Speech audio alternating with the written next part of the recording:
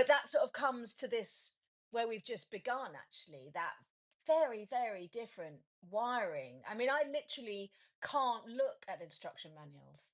I look at them and Does your brain just shut down?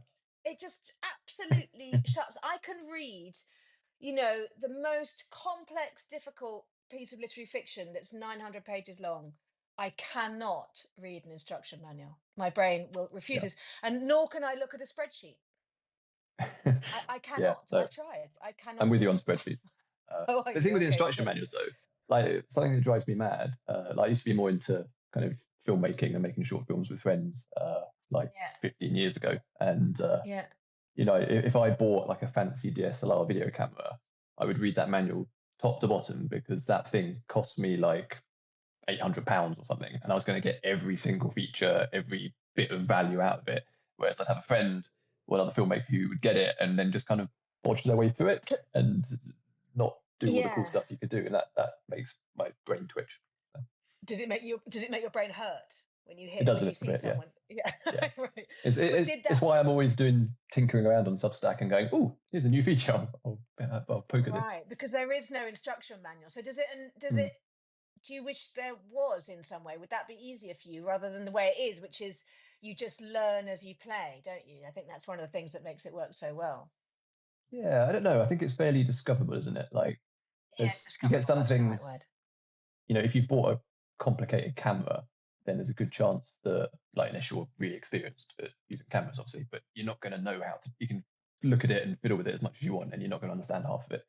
Whereas I think with Substack, you can poke around and you'll probably figure out like most of it Most of it. without too much pain. There are some areas that I simply don't go into, like the chat. I never go near it. Doesn't. And I was talking to someone the other day. It might even have been Sherman, and just saying, you don't when you're new to Substack, you don't have to do everything. You don't have to be active on every single room that's on offered. You don't have to use Yeah. every single last drop of technology, from podcast to video to chat to notes to, you just kind of find the streams that really feed you, and don't that's how I do it, and don't worry about all the other ones. I've kind of found that there's like two or three places where I'm super comfortable, like this, and posting obviously on my publication. But even notes, I don't, I hear people recommend, in terms of what it does to sort of increase your Mm. discoverability, like. But Tom Cox does it brilliantly on notes. He's always posting something hilarious there that's really funny and it really He's always works. got a But new I sheet just or some sort of weird or portal like just now, door. yeah, or just now was Path of the Week, which I really liked as well. Very good. Yeah. He's just funny. But yeah, okay. But what I want to know is your friend who bought the same camera and didn't look at the instruction manual. Did they eventually find all the bits that you found, or were they left in the dark in some bits? Probably slightly in the dark, and then I would show them stuff. Like as long as Right. you've got Okay. like a version of me around, like you'll always be Yeah. told how to do things, I suppose. But Yeah. yeah, but I enjoy it. I think yeah, I've always been quite a techie person, so I like exploring features and seeing how things work, and then going, oh, what happens if I plug this into this and all that kind of stuff. And you're not I'm not very afraid of it. practical. No, I'm not very practical around the house. Like when it comes to DIY, I'm absolutely useless. Like I'm Okay, terrible at you that can't kind of change a stuff. light bulb. Well, I can do that, but having said that, we do have a smart bulb that we got, and I have no idea how to connect that. But anyway, um, but yeah, when it comes to sort of computer type tech, then yeah, I'm very comfortable and yeah, not worried about breaking it generally. I imagine it was brains like yours that built what we now view as the standard model for computer software and hardware, right? It is your kind of brain. Must be. Otherwise, Maybe, you wouldn't be so comfortable and be able to find your way around it so easily. No? I Did that guess make I don't sense? know if I don't know if I want to accept that given how tech has like semi destroyed the whole world. I don't know if I want to be lumped in with them. Yeah, well, yeah, but they're not the builders of the original framework. Yeah, They apply it. And yes, they are. I don't know if you've watched Carol Cadwalader's TED Talk. It's I called haven't. I've read a uh, lot of her stuff, The but Digital Coup. Yeah, well, I recommend mm, anybody listening. I've put it on. I was going to say tweeted it. I've put it on notes a few times, and But yeah, I mean, it's that it's absolutely fundamentally a threat to our democracy. And actually, I've been thinking recently into, I don't know how much you know about ESG and markets, but there's a basic framework called ESG, which used to be like the ethical framework for investments, and it's now called I can't think what ESG stands for, but someone will put it in the thing right now, I'm sure. And normally it's the usual sin bucket is alcohol, firearms, tobacco, gambling, that kind of thing, right? But actually, I was having a conversation with someone the other day, like, should tech be in there now? Because it is a clear and vital threat to democracy. And Yeah, that's yeah, now and it, a current, yeah. I yeah, mean, it's, we couldn't go as off topic as this if we tried. But yeah, like, the we thing that really irritates couldn't. me is like you get all the debate is around children and their access to phones and social media, which is a really important debate. But Yeah, the bit that always is left out of that debate, I'm like, what about the adults? They're really bad at yeah. it as well. Yeah, yeah. They're really bad at it. They are, and they're really well. It's and I'm an addict. I know exactly. I recognize that behavior in myself, and I absolutely don't scroll. I think that's probably why I don't get into notes actually as well, Mm, because it will twing my addict's brain. I think Tommy Swerdlow, who's also in recovery, or I think always in we're always in recovery. He put out a really great piece the other day about he's got a pain in his leg and he went to his doctor and the doctor was like, "Well, I can give you these like muscle relaxants," and he was like, because he knew already his addict's brain just kicked in absolutely immediately because you start planning. And I think that's what keeps me away from mm. notes. I stay off in. I mean, I'm on Instagram for work, but I don't scroll. I don't like spend Yeah. hours going through and Yeah, I what try other and have a rule with notes that I let myself scroll twice, and if I don't see anything, then I go and do something else. stop. Yeah, Yeah, and I yeah, usually do see totally. something of interest. So the reason that works, that doesn't work on Instagram and places like that because you scroll Right. twice and it's like, no, no, keep going, keep going. Whereas on notes, usually within a couple of scrolls, I'll see something interesting from a writer. Yeah, I Yeah, will usually dive into something someone's recommended yeah, and find somebody, and I think that does work. So, how's your year been on Substack?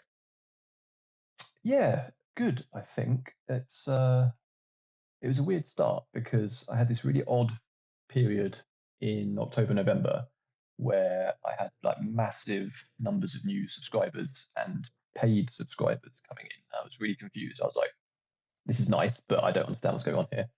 Mm. Um, and then it and then that all flatlined a bit in December, and then in January it just started going down again. And I was like, oh, what have I done here? What's happened? Because Just to catch ordinarily, you a second, what do paid subscribers get that free subscribers don't get on your site? so I put everything out for free. Yeah. Paid subscribers get a nice ebook version of Tales from the Triverse, so they can just stick Okay. it on their phone or e-reader or whatever. And Okay. like, there's some way back archival stuff that is paywalled now. Like anything from 2 years back is kind of slightly paywalled, so you don't have to pay at all. So again, that was why I was like, why are these people paying? Like, it's always Strange. Okay. lovely, but Yeah. most of my paying subscribers obviously don't do it for perks. They do it because they presumably like what I do. And I was like, it can't be this. This is very odd in such a compressed period.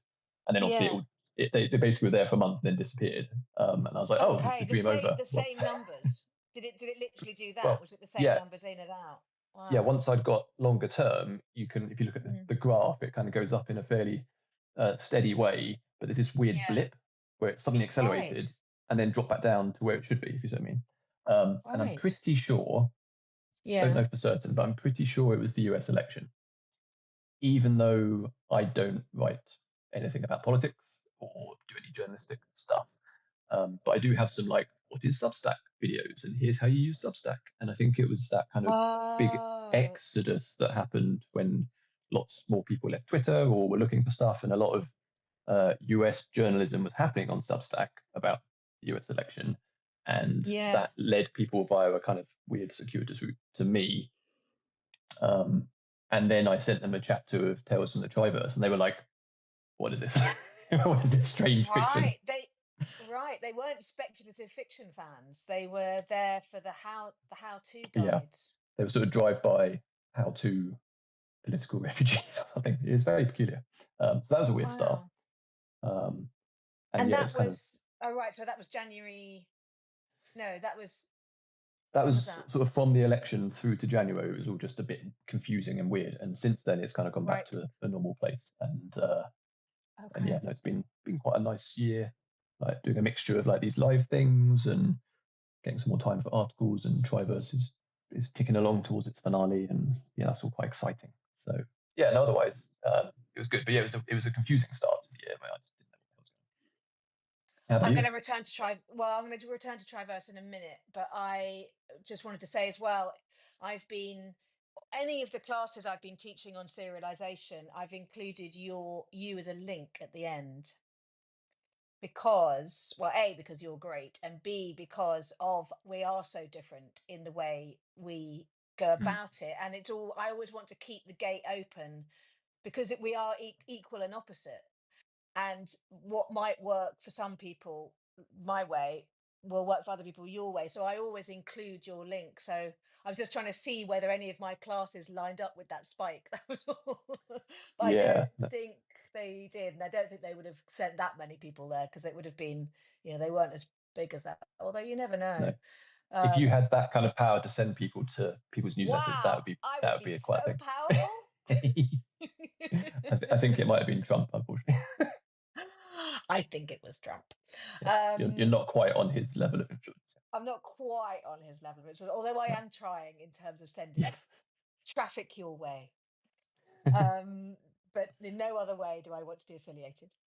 Um, so my okay, well, my year, well, from January, how's it been? I think because I've been serializing, yeah, for the last 2 years, and I finished Fallout Yes. on New Year's Eve.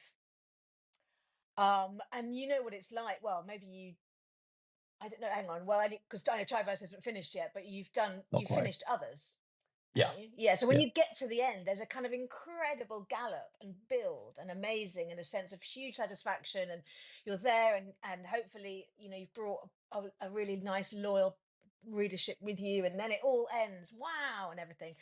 And then there's this massive sort of dopamine crash, like, oh, Yeah. now how am I going to get my kicks? Because those two novels, Judgment of Others and Fallout, they were absolutely ready to go. And I serialized them because they were sitting in a drawer ready to go, and Hmm. and my memoir, and so that was a really good experience. But I didn't have anything else, and I knew that I was gearing up to begin a new novel, which I'm writing, which I'm about halfway through, which is, I'm absolutely writing it the old fashioned way. I'm at my desk every day.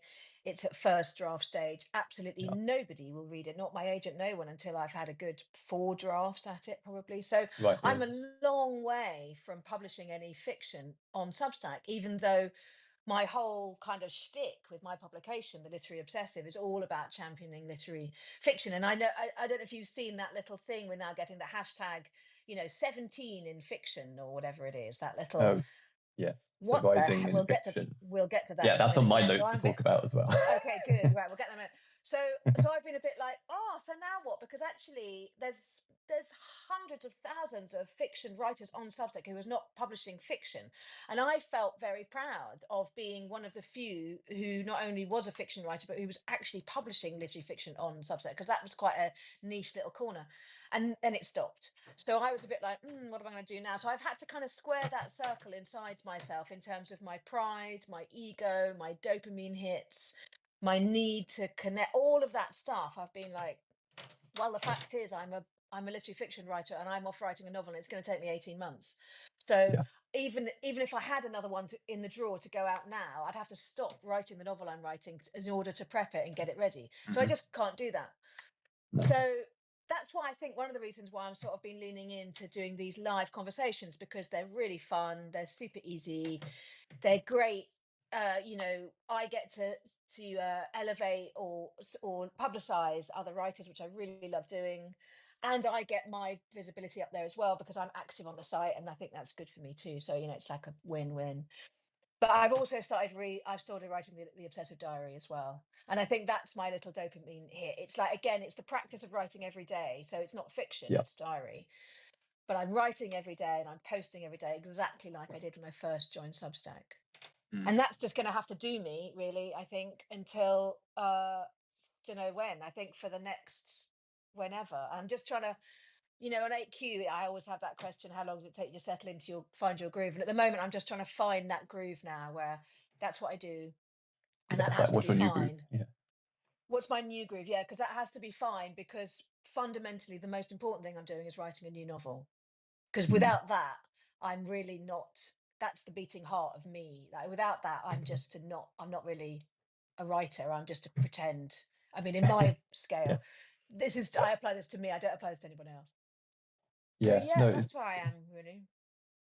yeah, it's a challenge, isn't it? Trying to find all the time. But I think my theory is that, Yeah. particularly if you've got people, people came to you reading Fallout or In Judgment of Others, and the same with Mm. my stuff. Like, I think if someone's choosing to read a serial online week by week in this like really inconvenient manner, when they could go and buy or borrow an infinite number of amazing books in a traditional novel format, like if they're doing that, I think they're sort of interested in the process by default almost, because it's such an Yeah. awkward way in that I think even if you're not publishing the fiction, most of those people who came along for the ride on the serials will probably still be quite interested in what you're up to anyway, even if they've got to wait a little bit for the next bit of the fiction. For the next bit, yeah, I hope that's to be true, and I suspect it is true, and it relates again to the pay to pay or not to pay aspect, which is I understand now because I put the obsessive diary behind a paywall, so there's a little bit that's for free, and then the rest of it's behind a paywall. And I've never done that, but I decided to do that partly because I did want to start raising some revenue, and partly because I don't need anybody to read it because it's sort of a private diary. I mean, obviously, I don't put super private stuff in there, but I certainly this is my day to day, what I'm doing, what's happened. There's stuff in there that's very personal to me. So I just thought, well, I'll put it behind a Mm. paywall, and if people pay for it, they're more likely to be sympathetic with what they're reading. It's not just going out to everybody. Yeah. So, and that has, but there's been a huge uplift in the people who said yes. But I think Mm. they're investing in me. So not the people. There are people on there who I know, who are my friends and who I love, who have very kindly done that. But there's also lots of people I don't know who I think hopefully, yeah, they're in investing in me and my life as a writer. And I do talk a lot about the process of what I'm writing. So they're seeing Mm. the fucking hair tearing. Christ, I've been making a fuss. I've been making such a fuss. I always feel like going, so sorry. And I just think, well, no, because it's a private diary. And actually, I'm not sorry because it is really hard to write a novel. And I'm in that, Yeah, yeah. I'm just going into the end. I'm going down into the end of the second act. And it's hard. Mm. Yeah, and I think Yeah. historically, people who want to know how films are made, or even comics, um, various other art forms, music. There's always tons of interviews and behind the scenes information available, computer games, whatever it may be. But books are this kind of weird, slight dark zone where it's not really talked about in the same way. Like if you're a filmmaker, or you want to, if you're a kid who wants to be a filmmaker, even if you can't afford to go to film school or study it at university, there's just an infinite amount of really high quality stuff just on YouTube where you can go and Mm, find out how to make a movie. Um, yeah. and maybe it's because it's a more visual medium. I don't know. But like, if you want to be a novelist, it's you don't really get the behind the scenes stuff. You get loads of sort of theory courses, but it's much more Mm, unusual until maybe more recently, I guess, to just go behind the scenes with the creators of the novel or the author. So I think that stuff's really interesting. That's why I yeah. share a lot of that kind of thing. Yeah, and I mean, it's partly because it's glacial and and it's quite repetitive. I think behind Yeah. the scenes in writing a novel, it's literally just every day tearing your hair out and then moving one step forward and then two steps back. And so I think it's partly that, and also because you do get a lot of you get a kind of in hindsight, God, yeah, it's really hard. But yeah, I think actually, I mean, let's find out. But I think the day-to-day repetitiveness of it, seeing somebody in real time write a novel and report on it, I think is proving to be of some sort of interest so far, and I'm happy for that. And there's another bit of me, and I remember this actually when I got sober, was like, because you know how delicate these things are. You don't want to burst the bubble. You don't want to to ruin it. Like there's plenty. I don't give anything away about what I'm writing. I really don't let it out the gate at all because it's literally information. But there's also still even that. I even have a nervousness like, God, if I talk about even the process of it in real time too much, will that leak energy away from it? Yeah. You like talk it out of But existence. talk it out of existence. But actually, I've decided instead to turn it around and say, okay, I'm just going to lean on this bit because literally no one has to read the Obsessive Diary. So I can be as whiny and repetitive and boring as I want to be because it is literally just for me. So I'm sort Mhm. of making it the place where I go and gnash my teeth and feel pissed off and then feel really embarrassed because I get to be a writer. Do you know what I mean? Like Yeah. it's an amazing life. Like I really should be complaining. Yeah. But no, I think it's important also for any newer writers or people who want to Yeah, become writers. It's important to know like the trickiness of it, yeah, um, because you have to be aware of that stuff because you're going to encounter it anyway. yeah. And if you know about it It's ahead of 100% time, are. yeah. And then you also don't have that thing where you're like, is it just me? Is it? Do I just Yeah, find this really hard because I'm terrible at it? And it's like, no, actually, everyone feels exactly no.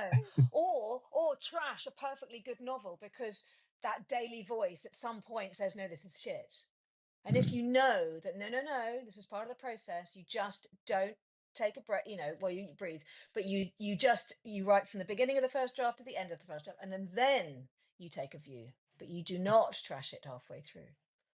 Yeah, because Yeah. otherwise, great books will be lost. So, are you writing about your process in real time on your Yeah. Substack, or So how are you exploring it?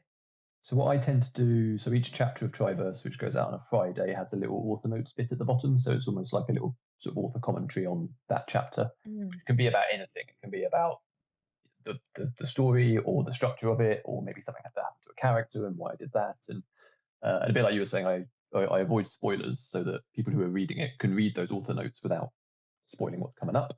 But just kind of explaining some of the structure. If I do a chapter that is more of an action scene, for example, I might then do author notes on like my approach to writing action, that kind of thing.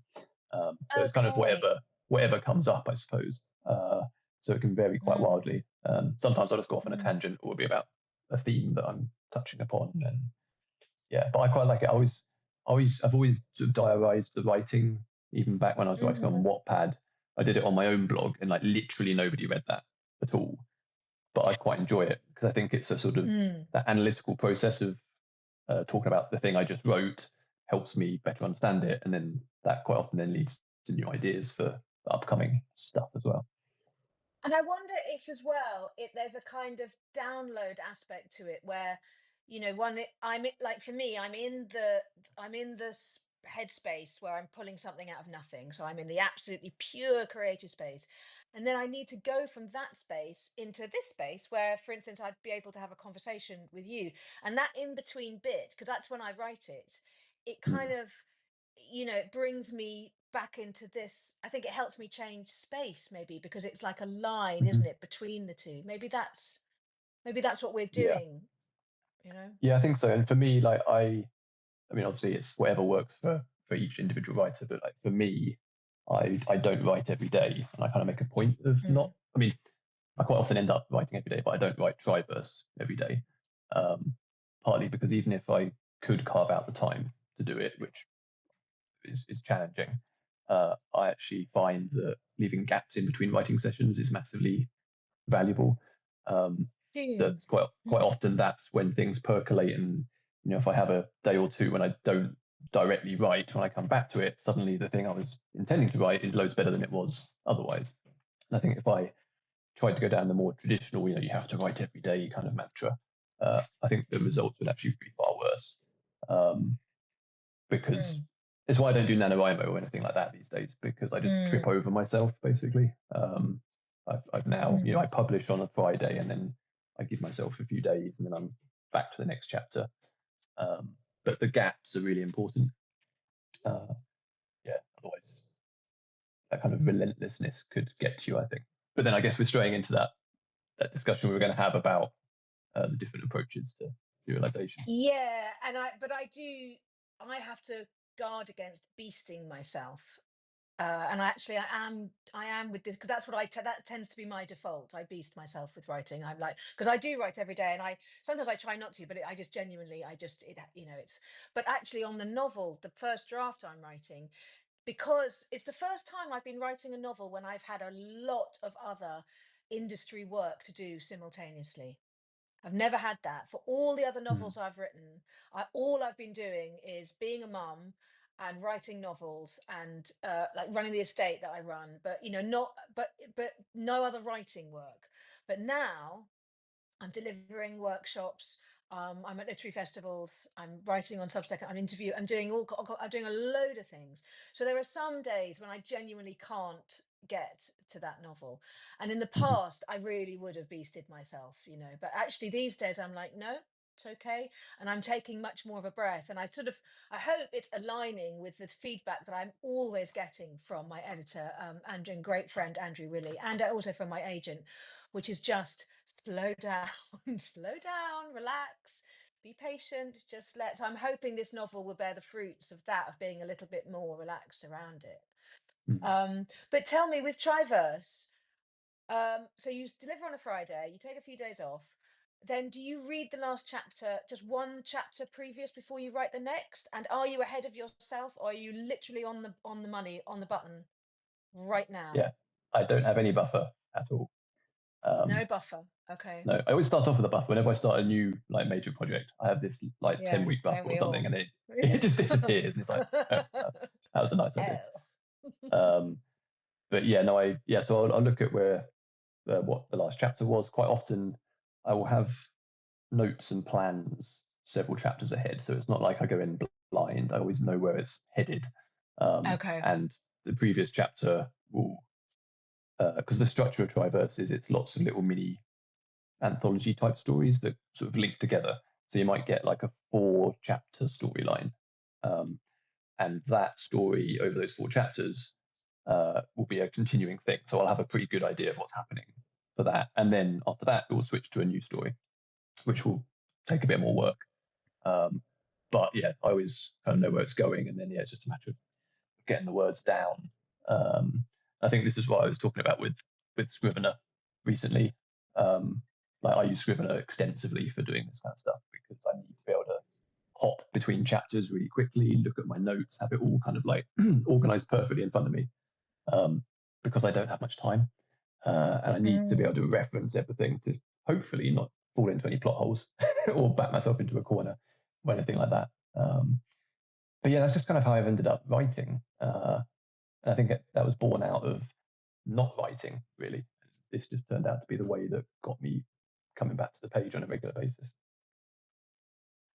Just side note, Scrivener is another perfect example of a I don't know what you call it, but whatever that system is, that I could not.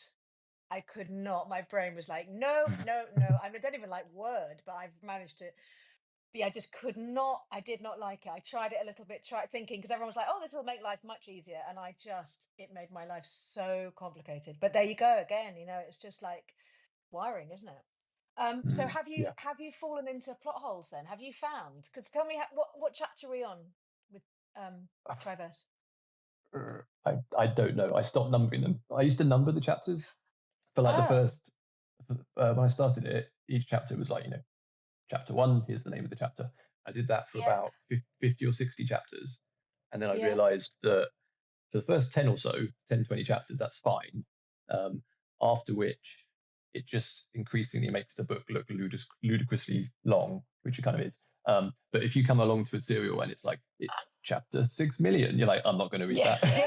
I don't think so. uh, But could someone so join? Okay, that's interesting. Okay, so you just stopped dead. Did you? You just stopped dead. yeah, I You just didn't went even. back and had to edit like 60 blimmin' posts to remove the numbers, which was a pain in the ass. Oh, okay, So yeah, I okay. don't do that. And the way I present it is as this kind of anthology thing. So in theory, you can hop on whenever you want and just be like, I'm going to read this story because it sounds interesting. Uh, and there is like an Yeah, ongoing thread, but yeah.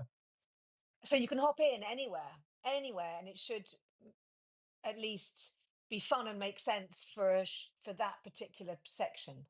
Yeah, more or That's less. I mean, really certainly interesting. up until this year, because it's kind of entered into the kind of finale phase now, where Yeah. everything's coming together. So I think if you hopped on now, it would probably be immensely confusing. But up until this year, it was because it's it's presented as detective crime fiction basically. So each individual storyline is a case that is being investigated. So you could, in theory, just hop onto one of those and you get that particular investigation start to finish, and that's that. Or you can read it more like a novel. But yeah, that was all me trying to figure out how do I make this very long serial approachable and palatable, and that doesn't feel to new readers like it's just tons of homework. So it's kind of trying to break it down into something that at a glance you go, oh, this looks fun, rather than, oh my God, Yeah. that's a lot of reading. Yeah, and so right from the get-go, you did know that. That was the question you asked. You knew you had something, or you knew you wanted to write long. You knew you wanted to write multiple storylines, and the question was how to do it. Is that accurate?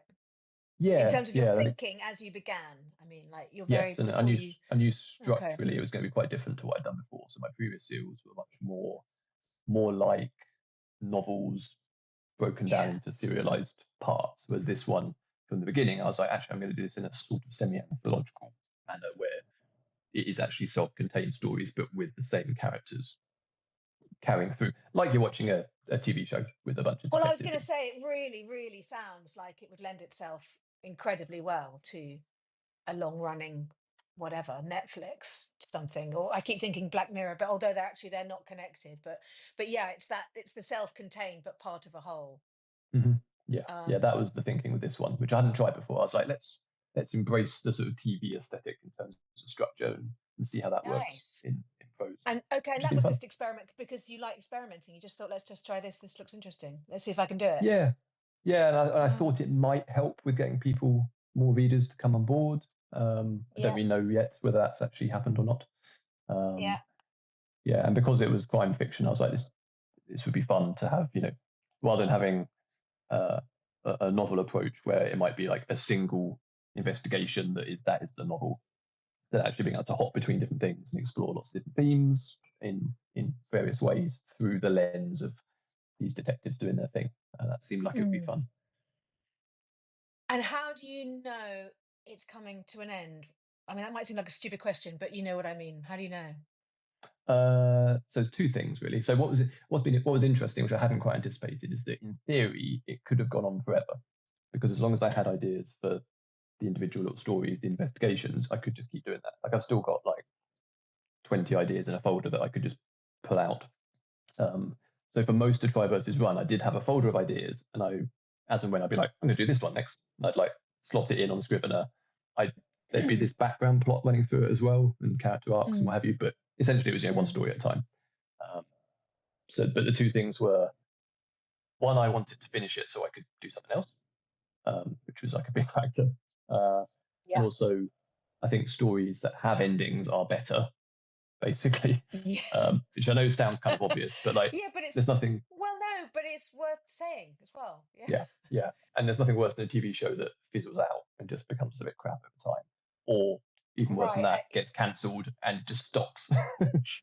So Or I you didn't can want it to always do that. tell when the quality, the writer's room, so the cumulative talent in the writer's room has been depleted and depleted and depleted as the show is losing numbers, and then it becomes a self-fulfilling prophecy. And by the end, it's just formulaic, and the great geniuses behind whatever show that was simply aren't in the writer's room, and you can really tell. So yes, Yeah, you need to keep I, that level up. yes, and like Mm.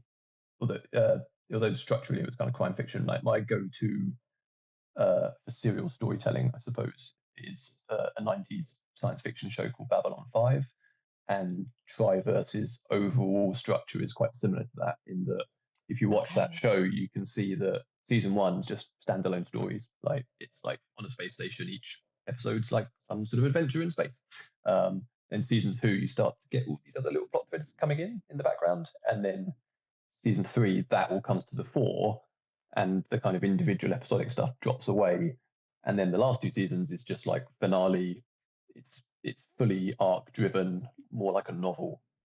If you tune in at that point, you have no idea what's going on because you have to have watched what came before. But it's that kind of slow shift from individual parts to a more kind of joined up whole, I suppose. And So that's kind of presumably with Yeah, and presumably with that, and then also with yours, that structural decision season to season must have been based on audience number feedback, mustn't it? Like this is what actually what they're loving is the relationship between character A and character B, and so that's what we're seeing, isn't it? It's a result of a response to that. So yeah, have you responded as you've gone along to audience yeah. uh, There's been a bit of that. feedback Like or comments or something? you have to be a bit careful because obviously that can You do, derail you yeah, massively. massively. um, I know. Particularly if you're writing it as you go along, like I do. Like you could get into all sorts of trouble. So it's Mm. I've never changed course because of that. But in a comment, if a reader comments on something, it might be that they've latched on to something that I wasn't Mm. anticipating someone latching onto, and then I'd be like, oh, actually, yeah, that is quite interesting, and that might be pulled out in a bit more detail in a future chapter. Um, or if a character proves particularly popular or something, that Yeah, might I might be like, oh, actually, yeah, that character did work. I'll bring them back at some point down the line. A bit like if you've got a guest star on a TV show again, and everyone's like, oh, that actor was amazing, and then they come back for more guest stars the next season. It yeah, I think the comparisons with Triverse is always to the TV show format rather than to a yeah, novel, which has been yeah. it's been really fun to try and figure out like how does that work in a text-based serial format. That really explains the writing to the page, rather than having it edited and ready to go like I do it, because that's Mm, exactly, I mean, well, season to season, the show might be written, but it might not. And people, scripts are being edited and improved and changed right up to the minute that the filming, they go into production yeah. for seasons for TV as well as. So that explains it to me much better, actually. I mean, all the Mhm. time when you were talking about it, as we began talking, I kept on thinking it's TV, it's TV, it's TV. So it's like, oh, okay. And so that entire format makes much more sense to me now. So you'll get Mhm. steered. You will get steered if a reader says, "Oh, I really love the relationship between so and so, and so," or I wonder what, that kind of thing. That'll enter your. But will you Yeah. comment back, or will you just put it in your pocket? No, I won't. I won't normally be like, "Oh, that's a good idea." Yeah. But I do reply. I reply to comments um, and sort of engage with it without. So you never want. I don't want to. Obviously, you don't disagree with the reader and their No. particular reading on something. Um, Yeah. but yeah, if they're going down a completely wrong tangent, that can be interesting. But again, I don't try and like correct them because they'll discover that in the text at some point. Yeah. Um, but yeah, it's always an interesting interplay that because they don't actually want me to go in and just tell them like this is how it is because that stops it being No, interesting. But they like, there's one don't. example where there's a very minor character in the very first chapter of Triverse, so like back in September 2021. It was just this one-off character who was in the prologue, and that was meant to be it. Basically, she was kind of there as a plot device, basically to get through the stuff the prologue had to do. Um, Yeah. but there's one particular reader who, like, then for the next 2 years kept going, "What happened to Sally?" Like over and over Wow. again, like as a joke, but also kind of Yeah. like that would be good. Yeah. Yeah. So I did actually at the start of this year give her like a 5-part little kind of tangent storyline that went back, and that's something I probably wouldn't have done if that reader hadn't like semi-jokingly like badgered me about it for years, and it turned into a really nice little story. So that's you know Right. the story I eventually told about her is not at all what that reader would have expected or thought of, but it Yeah. probably wouldn't have been told at all if they hadn't put it in my head as a possibility. So that was Yeah, fun. and your way of serialization allows for that level of agility and freedom of movement, doesn't it? Yes.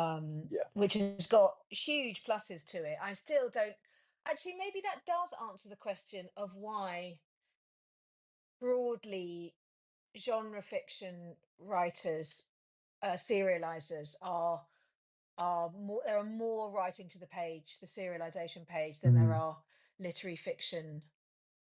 Maybe that's it, because we're writing. Mine is very much a novel edited for serialization. Like there's no two ways about that. And if somebody thought it was great, if somebody looked at Fallout and went, "Brilliant, I want to adapt that," they would literally have to buy the rights and write. It would The adaptation to screen yeah. would be of fundamentally quite a different piece of art. Hmm.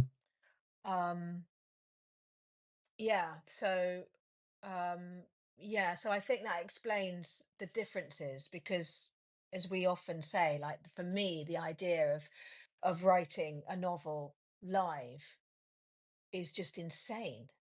It's just like not in a million years. But actually interesting. I mean, this has been really helpful because I'm teaching again a serialization workshop with London Writers Salon in September. Um, and I think trying to explain what will suit which person, depending on what Hmm. writer you are. This is a much clearer explanation of what will suit who. Yeah, yeah, Um, so I'll and use that. And yeah, I've been pointing people to your index, your serialization index as well, as mm, I said, because yes, it's so yeah, because comprehensive. it's the way of writing that is, it's really common in comics. Like this is how most comics are Right. written, issue to issue. I mean, they will be like potentially 6 months ahead of time, and obviously they need to do it. The writer needs to write it far enough ahead that the artist can then do the art. But essentially, they're writing it as they go along. TV's the same. Um, Yeah, but that yeah, makes sense to me now. I just hadn't clocked it, but now I've got it. yeah, it's far less common when it comes to sort of prose literature, that kind of thing, because we're Well, just so I used mean, I to the think novel. the novel, although think I think when Dickens was serializing, I think it was Dickens. I think he was pretty much producing chapters. That's why a lot of his Mm, novels were so long because it was all very it was audience pleasing, and his publisher was saying more, more, no, do more. I think I have to check that. Maybe somebody who's listening can yeah. correct me. Anyway, certainly there is precedent for literary fiction to be produced as a serialization, written as it were week to week, but it's Mm, not. I really don't think it's applicable now because it's not, again, it's not publishers it's not my publisher who is getting me to serialize my work. It's the author doing it. And I do it to try the work out and then take it down and then submit it to publishing. So it's a sort of slightly different set of hmm. circumstances.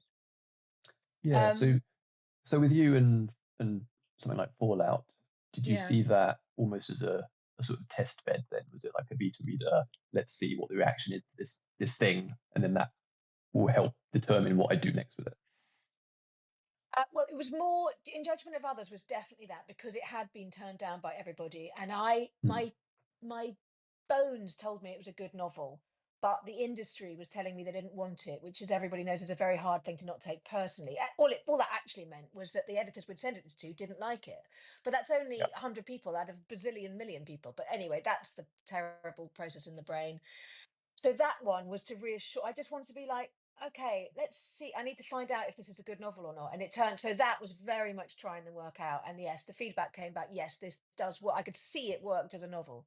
And then with Fallout, because we hadn't finished submitting it, actually, we'd done one round, um, and then we pulled it because we didn't get any bites.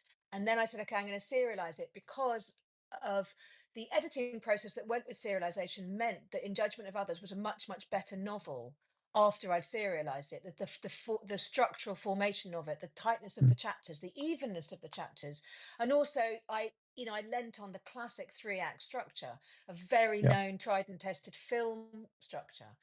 And it created a much better novel. There's no question about it. I think if I had submitted In Judgment of Others in the state that it was after it was serialized, I think we would have got a bite. Hmm. So Yeah. I wanted to put Fallout through that same process because it's such, for me, it's a brilliant editing process because you get to really, because I do it before I send out the first chapter. The whole thing is edited, the audio is recorded, all the artwork's done. It's all scheduled, it's Mm, ready to go. I get this 30,000 foot view of the entire novel, and I get to lay it, if it's a 3-act structure or a 5-act, whatever, I get to lay it on that structure and see, is it falling, is it evenly spaced? Is it 50,000 words to the denouement and then we just end really quickly? Do you know what I mean? Now that's a problem. So we need to move that. hmm. So it really gave me an editing skill that I was unaware of before. And in fact, my agent said to me, next time you write a novel, can you write it as though you are going to serialize it? Yeah. because that will absolutely give you what it does, I think, is it gives a literary fiction work that little edge of commercialism, which allows it to be easily digestible by an editor who's a little bit afraid of, Hmm. you know, sort of literary fiction in the sense that it might not follow a structure which is, a usual structure, I suppose, or even if it just means that your content, so I can still be going into depth and getting under the hood of the psyche and being free of cliche and all the things that I really endeavor to do to really get inside the characters in very small, domestic spaces, really. But it Hmm. just gives it a slightly more easy to eat structure. I think that's really what she meant. So for me now, like, it's on, we've taken it down and it's doing its thing as it needs to. I can't talk about it, but it's definitely made it a more easily digestible novel. So yeah, for this one, it's really changed my thinking around the Mm. novel I'm writing now, in terms of um, finding that sweet spot between writing exactly what I need to write. So I'm not writing to order, I'm writing the book that's in front of me, no question. But I fully acknowledge that the industry has certain needs, and readers have certain needs. Well, the industry is led by that very broad brush of what readers need, which Richard Osman puts brilliantly. They just needs to be super simple. They need to know what it's about, all that kind of stuff. Make it easy. And Tyler does it brilliantly. Make it easy, even if the content is hard. So Hmm. yeah, it's taught me a huge amount, and that's what I'm doing. What's it taught you? Your version. Oh, yeah. I mean, it's tricky because like in terms of, I mean, I've always written stuff since I was tiny, but like since I've written properly, as in actually produced finished projects, like I've always serialized. So I Okay. started it 10 years ago as an experiment, having never finished a manuscript basically, and hitting a point where I was like my late 30s, I think, and my son had been born, which meant, as having a very young child, you realise that you have hardly any time, and that you're not actually going to ever have much time. So you can't just keep putting it off. And then you also get that. Well, I don't know. I don't know if this is a common thing. Probably is. Like an immense sense of your own mortality. Like having a child is a good way to realize that you're not going to be around forever, I think. Yeah. At which point I was like, oh, well, I kind of wanted to be a writer when I was younger, and I seem to have forgotten to do that. And that's when I then stumbled into serializing by accident, uh, just on Wattpad as an experiment. I thought I was going to do like a 6 chapter little thing, which then turned into a sort of smallish novel sized thing. And I was writing every week and kept writing until the project was finished. And I was like, oh, that's the first time that's happened. And I've been doing it ever since, basically. Yeah. So for me, it was very much matching the practical process to the creative element, um, and discovering that my inability to finish a project was less to do with skill as a writer, I suppose, and more to do with the practical way in which I was putting it out into the world. And as soon as it was going out every week, and even if there was only one person reading, which in the early days it was basically one person showing up, uh, that just meant that I came back consistently. And that's kind of been my whole thing since then, which is that it's about that consistency rather than about uh, writing every day and doing like 2,000 words every day and all this kind of stuff. Like it's more like that. It doesn't matter how fast or slow you do this thing, as long as you're doing it in a consistent manner. And publishing in a serial way is like the most efficient way to create a consistent writing habit, because you just have a built-in deadline every single week. And you get a little carrot every week, even if it's only Mm. just one like, whatever it is. So I think Yeah, that is one of the beauties of doing it your way. Which and I in fact I met someone at a literary festival just on Saturday who said, "Yeah, I've got this piece of work, and maybe serialization's the thing I to do." And I think for a lot of people, it just gets them up and off the page, off the, you know what I mean? Like it's yeah. up and it's getting down, it's off the page, it's and then you get your little boost because somebody's, or even if no one's reading, you get that kind of success of like, or that flutter, like, oh my God, it's gone out into the world. So yeah, I think it gets people over that hump, which, Yeah. I mean, there are millions of people out there with a novel half written in a drawer because they just, it's hard and they can't get over that bit in silence Yeah. on their Because the own. whole point of It's my hard. newsletter, like the non-fiction side of my newsletter, where I do like writing advice and that kind of stuff, but like I don't really tell, I don't teach like how to write higher quality stuff because there's other Mm, people who are far better qualified than me to do that. For me, it's all about just getting some writing done because you can't mm. become a better writer if you're not writing in the first place. And So true. serialization was the way that I managed to write a lot more. I think I've become a better writer simply because I've consistently done writing. Um, so yeah, that was a big deal for me. And trying to, having discovered that, it's kind of like I just want to tell everyone and go like, look, if you're really struggling and if you never finish anything and if you're always distracted by other projects, just try doing it this way. It sounds a bit mad, but actually, it works rather nicely for some people. No, I mean, I think that's just a super wise thing to say, piece of advice to anybody. You cannot become a better writer unless you're writing. And to, in order to do that and have that support by serializing it, Mm, just getting it out there every week, you are doing that. And actually, what you meet, no matter where you are in your learning curve, you meet support, don't you? I think, yeah. right? Here on Substack, anyway, I think you meet support. And then you do become a better writer every single week of putting that work out there. You Hmm. learn and you become a better writer. Yeah. That's a brilliant piece of advice. And then you, particularly with kind of serial writing like this, you do build the habit. Like if you've always struggled to Yeah, create a writing habit, this is a great way to do it. So back when I yeah, started it, it was really difficult getting a chapter out every week, like almost impossible. But over yeah. time, I got more used to it, and now I can do it fairly easily. Touch wood. And now I write a chapter of fiction every week, and I do the Monday newsletter, which also goes out with like audio recording podcast versions. I occasionally do videos. So I've sort of doubled my writing output, I suppose. Wow. And I'm doing other random bits here and there. And all of that would have been entirely impossible, like literally Mm, impossible to me 11 years ago. I yeah, couldn't have fathomed how to do it. But then yeah. slowly, bit by bit, you kind of build it up. And it's not easy. It's No, a ridiculous amount of work, but it's something that it was literally impossible to my brain. I now do on a weekly basis, and that's quite exciting. And switching over to Substack in 2021, or rather, switching to my own newsletter format has just kind of accelerated all of that. Yeah, it's pretty exciting.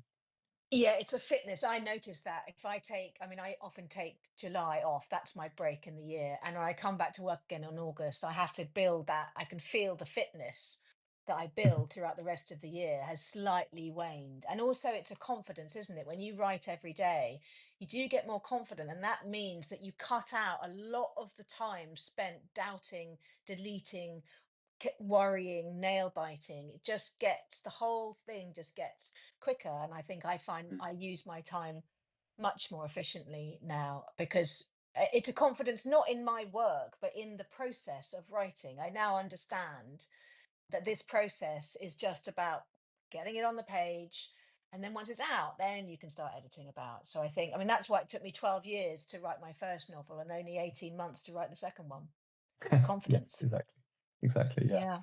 um, yeah, and building in that consistency. And I think the thing that Yeah. worries me is that quite often, like the standard advice for how to build a writing habit or that consistency is you must write every day, or you must do X amount every day. And for some people, that works great, which is cool. Um, but for loads of people, for all sorts of different reasons, that's not possible. Mm, Um, so my approach is very much like the opposite way around. It's like, what's the least amount you can write, but still make progress? Because whatever that is, at some point you will then have a novel. Um, but like, yeah, if you can only write once a week, that's fine. But that's make sure okay. it's every week. And yeah, realizing that I think is what helped me write. Because otherwise, if you're trying to do the right everyday thing and then you can't do it, you're just continually disappointing yourself and then It's just feeling another like you're a failure. failure. Yeah. Yeah. Yeah, I teach that, and I say it to friends or emerging writers. Like I set the bar incredibly low. How just set it super low, and then be consistent. And Yeah. it is that it's that it's that sustaining whatever the practice is. low, easy, consistent, sustain it. Yeah, and Hmm. it builds confidence, and you do. I mean, that's the way. I mean, I do, as I say, I write every day, but even that never often it doesn't feel like enough. But I know if I do that every day, eventually, suddenly, I'll end up with a novel. I'd be like, how the hell did that happen? And it happened Yeah, because I by accident. turned up, totally by accident. I turned up and I did that thing. It's wild, man. We're nearly out of Yeah, time, Simon. Look, it's 3 o'clock. Um, no. what was I going to say? Yes, anybody listening who has got a piece of work and they just don't know how to get it up and off the page, Simon is a great resource for building that confidence and doing what he does, which is to serialize. You know, live serialization is a brilliant thing. So subscribe to Simon, and he'll teach Yeah, you how to do it. yeah. It's not for everyone, but for some people, it might be the one weird way of doing something that will actually The click. one well, actually, I think it's probably for many, many people. It just get, and then they might not then do it as their practice once they're up and out, but it might just Mm, move yeah. that piece of work forward. And if you want to know about the daily whining of writing a novel, you can subscribe to me. You need to work on the pitch a little bit there. Oh, really? um, Delightful. See, an hour flew by. I knew it would. Yeah, Great to yeah. see you. Could probably talk for another hour, but yeah, We could excellent. easily talk for another. We didn't get on to number 81 in fiction. I'm rising and then I'm Oh speaking God, yeah. again, and it's very Okay, funny. maybe we need Anyway, whatever that is, a we need separate rant separate. slash We need conversation about separate. that. We do, yeah. All right, great to see you, and Excellent. see you in the stacks. Okay, Yes, excellent. Thanks everyone. bye.